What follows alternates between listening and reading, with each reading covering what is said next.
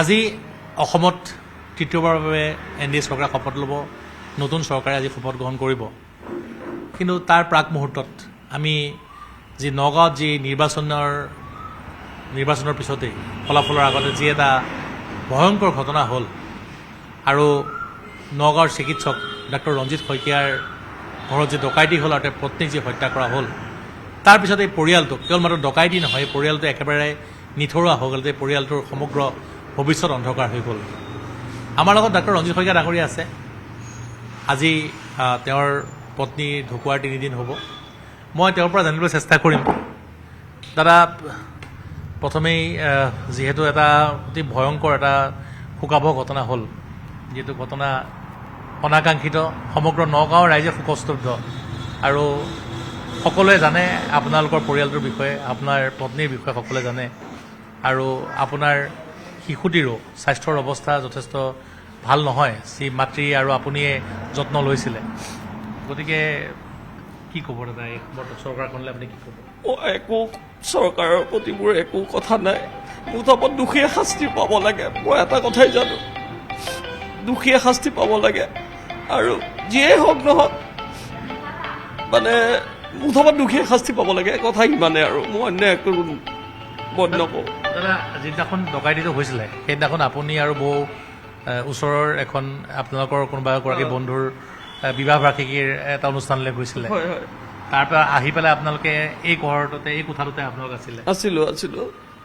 তাৰপিছত আৰু মানে কি ক'ম, নিয়তিৰ দিশা আৰু অমানসিকভাৱে তাইকো এটেক কৰিছে, মোকো এটেক কৰিছে। কোনো কথা নোহোৱাকৈ এটেক কৰিছে। আপোনালোকে প্ৰতিৰোধ কৰিবলৈ চেষ্টা কৰিছিলে? কোনো কথা নাই। লাষ্টত মই হাতযোৰ কৰিছোঁ যে প্ৰভু মোক বচোৱা, তোমালোকে জান বচোৱা, কাৰণ মোৰ হাতত একো নাই আৰু মই সেইটো মৰ্মে মই মানে কি ক'ম আৰু মোক ক'বলৈ ভাষা নাই আৰু দাদা। আৰু তাৰপিছত আপোনালোকে যে এই ঘৰখনৰ এইটো গিল তল লক থাকে, এইটোৰ দৰ্জা লক আছে, এই গোটেই লক ভাঙি পেলাই আহিছে? একদম চব লক আপোনাৰ ভাঙি চিঙি সিহঁতে গোটেইখিনি মানে চব কুছ কৰি মেলি সিহঁতে pre plan it is a completely pre plan, ultimately murder. মই নতুন চৰকাৰক এটাই মই অনুৰোধ জনাওঁ, যাতে এই কালপ্ৰিটখিনিয়ে কোনো কাৰণত ন্যায় যাতে নাপায়, মোক উচিত বিচাৰ লাগিবই। আৰু আজি চাওক, আজি মোৰ হাততো বহুত পেচেণ্ট আজি বাচি গৈছে, বচুৱাইছোঁ, কিন্তু তেনেস্থলত মই নিজেই আজি কি অভাৱনীয় ৰূপত মই ভাগি পৰিব লগা হৈছে। আৰু মই নতুন চৰকাৰক এটাই আহ্বান জনাইছোঁ, যাতে তেওঁলোকে একদম চৰম শাস্তি সিহঁতক প্ৰদান কৰে যেন। তাৰ বাহিৰে মোৰ আৰু একো নালাগে, কাৰণ মোৰ ল'ৰাটোকো জীয়াই ৰাখিব লাগিব।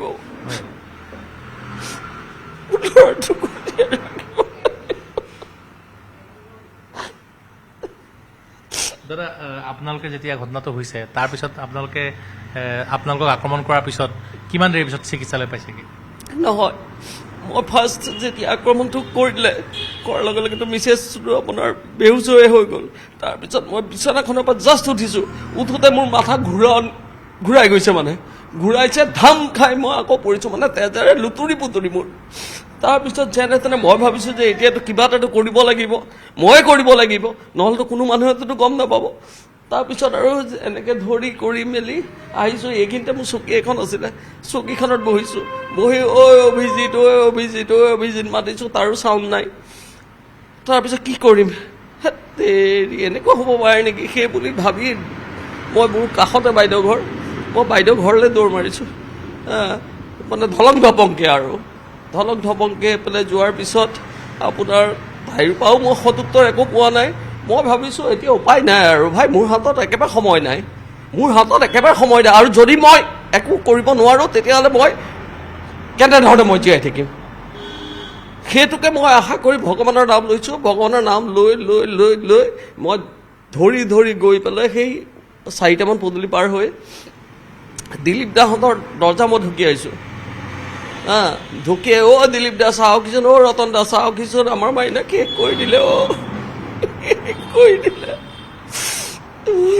বুলি কৈছো আৰু তাৰপিছত সিহঁতো দিয়ক 5-6 মিনিটৰ পিছত সিহঁতো ওলাইছে ওলোৱাৰ পিছত দেখিছে যে অৱস্থাই নাই মোৰ সিহঁত মানে ফাৰ্ষ্ট টাইম ব্লেংক হৈ গৈছে যে কি হৈছিলে ঘটনাটো তাৰপিছত মই বোলো কি হৈছিলে নহৈছিলে সেইটো বাদ দিয়ক আপোনালোক বলকচোন মাইনাৰ ওচৰলৈ যাওক তাৰপিছত মই আহিলোঁ আহি দেখিছোঁ তাই মানে বিচনাত মই কৈছোঁ ইমিডিয়েটলি মোক হস্পিটেল লৈ যা DBMখন আমাৰ নিজৰ হস্পিটেল যদিও মই আপোনাৰ হস্পিটেলৰ কথাহে কৈছোঁ কাৰণ মই জানো 24/7 হস্পিটেলতে চিকিৎসা পায় ঘটনাটো গম পাইছেনে মই সেইটো কাৰণে নিজে ব্যক্তিগত ভাৱেৰে মই কৈছোঁ যে মোক যেনে তেনে তহঁতে চিভিল পোৱা আৰু চিভিল পোৱাৰ লগতে মই কৈছোঁ তহঁতে মোৰ মিছেছক লৈ আগে যা আৰু মিছেছক লগে লগে লৈ পেলাই পাইছেগৈ পোৱাৰ পিছত আপোনাৰ আমাৰ হেৰি আছিলে ডক্টৰ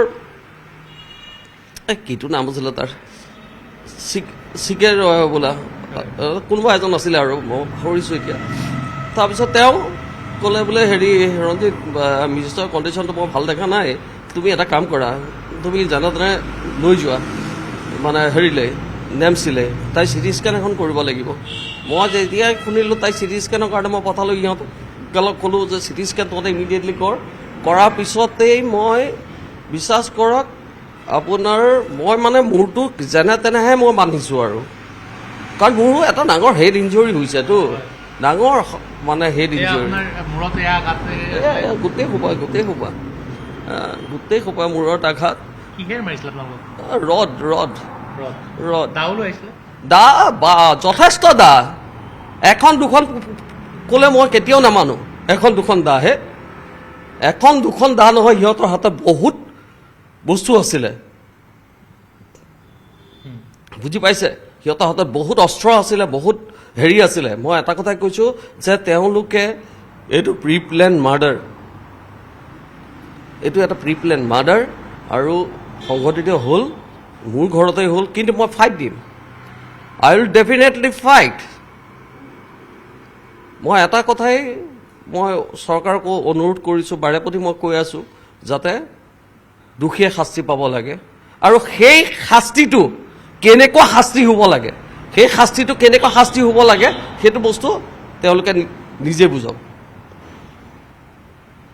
এইখিনিয়ে মোক ক'ব লগা আছিলে আৰু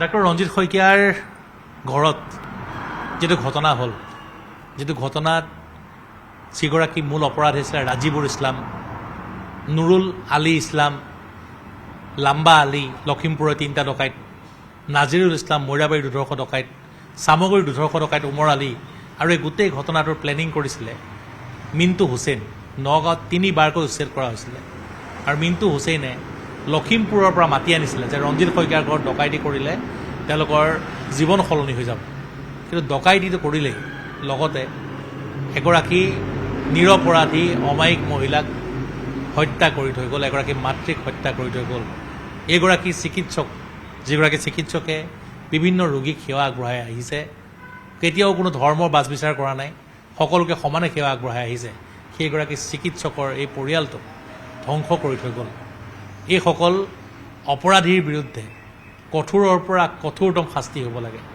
নতুন চৰকাৰখনৰ পৰা সেয়া আশা কৰিছে চৰম শাস্তি হ'ব লাগে যাতে এনে জঘন্য অপৰাধ কৰিবলৈ আৰু এনে কোনো পৰিয়ালক নিথৰুৱা কৰিবলৈ কোনো ৰাজীবুল উমৰহঁতে যাতে ভৱিষ্যতে সাহস নকৰে